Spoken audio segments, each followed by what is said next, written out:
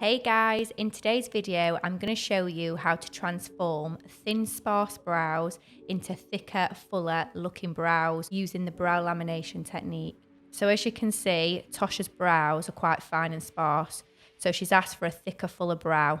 Let's see what I can do. So with every lamination kit there'll be 2 steps. So we're going to start with step 1. This is the Relax Lotion. I'm going to apply this to my dapping dish and apply this then to the brows. I always start with the bulb of the brow and work the product through towards the ends of the brow. So you've got to try and apply this evenly, and you've got to try and be as quick as possible, as timing is key when it comes to this step. Because if you leave step 1 on for too long, you can over process the brows and this can cause them to frazzle, and this is not a good look. It takes me about 40 seconds per brow to apply this product.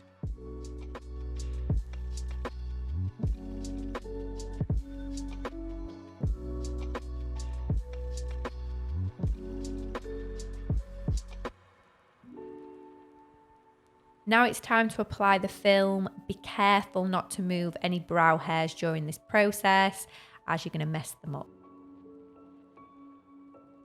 So Tosha's got fine brows, so I'm going to leave this product on for 4 minutes.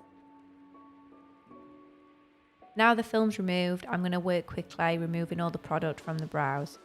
I like to wipe the excess product onto my hand instead of throwing it away, because I find if you take off this step and there's still a few hairs that haven't quite relaxed, I've obviously got the product handy to reapply again.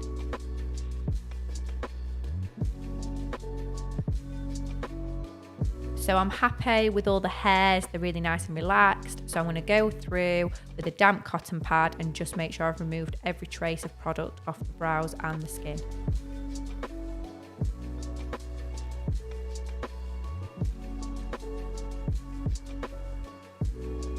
So going in with step 2 now, your reform cream. So using the same steps as step 1, apply it to my dapping dish and then through the brows. So with this product, you need to make sure the way you're sitting those hairs are the exact direction you want them to be in when the product comes off. This is a really important step because this is how they are actually going to look when you take this product off. So you really want to work this product through, make sure they're sat exactly how you want them to sit. I then go through it with my brow wand to really manipulate those hairs and to sit them in the right direction, and then you can cover it up with your film.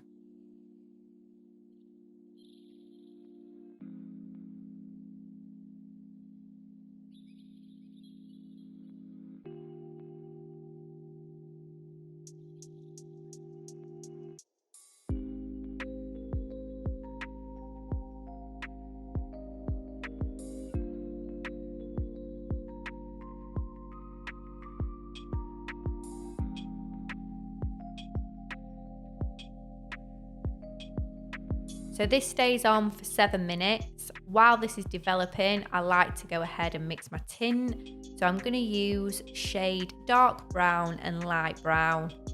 And this is going to give me a nice natural to dark brown.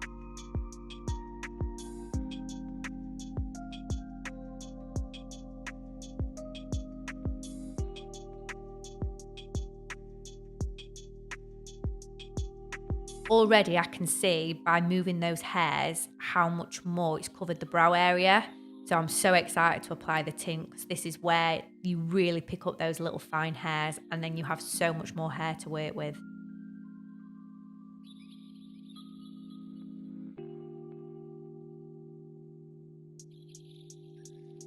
So I'm just going to go over again with the damp cotton pad just to remove any excess from the hairs and the skin. And then you're just going to go over with a dry cotton pad or a little wand just to make sure they're all nice and dry so we can apply the brow tint.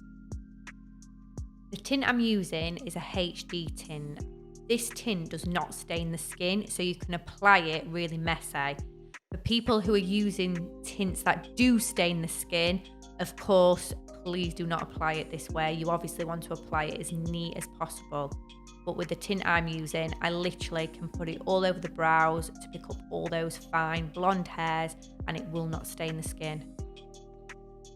I only left the tint on for about 50 seconds, so I kept checking on the colour to make sure it hadn't gone too dark. But again, with this tin, it takes so much faster than normal tin. And also you've got to remember, when you've laminated the brow hairs, they absorb colour so much quicker than usual. So remember, whatever tint you're using, you do not want to leave this on for the normal amount of time you would normally leave tint on for, because you will have some thick, dark brows.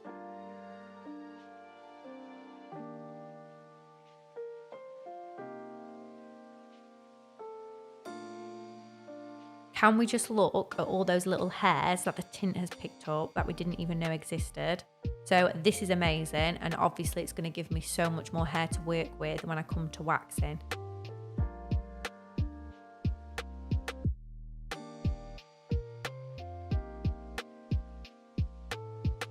Now it's time to find your waxing points. So this is the same technique as waxing any brow. So you want to take your measurement from the nose, and then from the corner of the nose up until the corner of the eye. And obviously they're wearing masks, so I normally always get my clients to drop the mask for this bit, because you can't obviously find that point without them dropping the mask. And then you want to find where that arch should be. And then I basically go around to the front, and I like to look at them front on, and I like to work out if one's higher than the other. If so, I like to try and balance them out. So take a little bit off one brow to bring down to make more symmetrical with the other brow. So yeah, so just look at them front on and just try and make sure you get them as even as possible. I always find working from the front at this point helps me masses. So after you've laminated the brows, they'll become a little bit more sensitive than usual. You'll find that the skin is a lot more delicate. So I always use a barrier before I wax. This is actually a really important step, because a lot of people who don't use this step will find they graze, and everyone knows that a waxing graze is not great.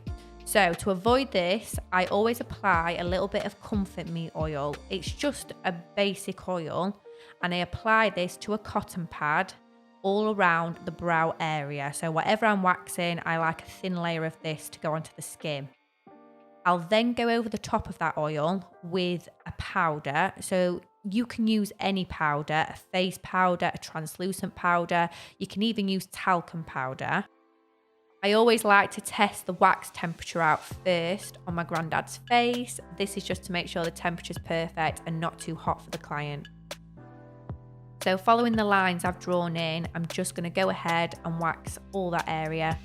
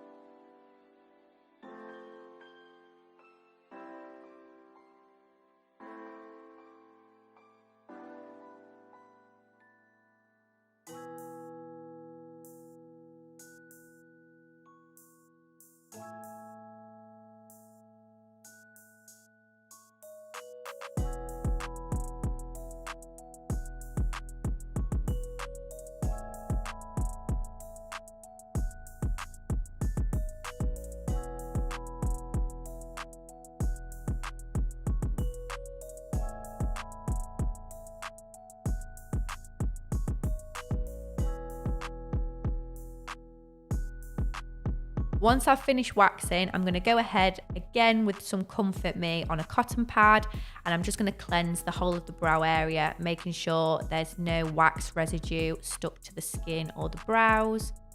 I'm going to do some threading now. So this step is really important as well, because you can obviously blend out that wax line, and also you can get all those little hairs that are on the eyelid that you can't normally wax down to, and it just leaves you with a cleaner finish.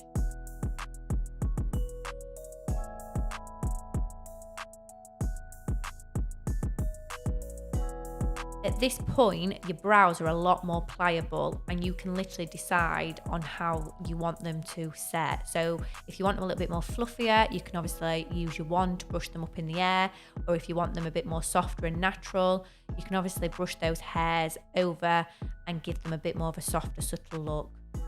I'm going to finish with a little bit of Vanish. So this is basically like a tint stripper, just to make sure that there's absolutely no traces of tint left on the skin. So technically that's the brow lamination done, but I always like to go through with just a little bit of makeup. I know a lot of people do not like to use makeup after freshly waxed skin, but this is just a little bit of highlighter. It doesn't affect your skin in any way. It just goes under that brow bone just to give that final result. So we've transformed these thin, sparse brows into these thick, full brows with so much shape. I'm so happy with the outcome, and so is Tosh.